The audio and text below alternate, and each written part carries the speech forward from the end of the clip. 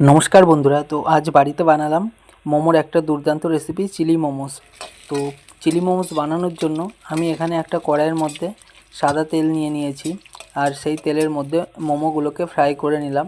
আর দেখতে পাচ্ছ 5 minute fry করার পরে কিন্তু মোমোগুলো কত সুন্দর দেখতে লাগছে। এরকম গোল্ডেন কালারে ফ্রাই করে নিতে হবে চিলি মোমোস বানানোর জন্য। তো মোমোগুলো এখানে ফ্রাই হয়ে যাওয়ার পর আমি সেই কড়াইয়ের মধ্যে দিয়ে দিলাম কুচিয়ে রাখা রসুন, কেটে রাখা পেঁয়াজ আর কাঁচা লঙ্কা। এতে কিন্তু ক্যাপসিকামও দেয়, কিন্তু আমার কাছে ক্যাপসিকাম ছিল না, তাই আমি দিতে পারিনি। তারপর কিছুক্ষণ নাড়াচাড়া করে কিন্তু এর মধ্যে দিয়ে দিলাম টমেটো কেচাপ, আর তার সাথে অ্যাড করে দিলাম গোলমরিচের গুঁড়ো, পরিমাণ মতো নুন, আর একটু স্বাদের জন্য চিনি। যেহেতু চাইনিজ ফুড একটু সুইট সুইট না হলে ভালো লাগবে না, তাই একটু চিনি অ্যাড করলাম। আর লাস্টে কিন্তু অ্যাড করলাম একটু সয়া সস। তো এইভাবে কিছুক্ষণ নাড়াচাড়া করে নেব।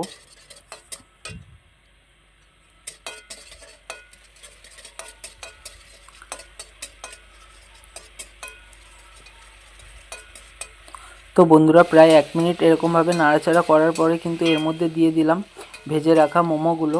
আর এই মোমোগুলোকেও কিন্তু এখন 1 থেকে 2 মিনিট এরকমভাবে নাড়াচাড়া করে নিতে হবে।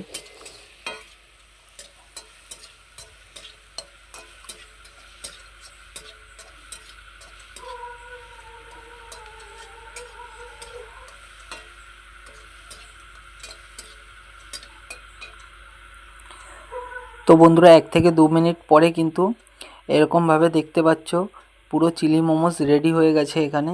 তো দেখো, দেখতে কিন্তু খুবই অসাধারণ লাগছে। তো তোমরা ওইভাবে বানিয়ে দেখতে পারো।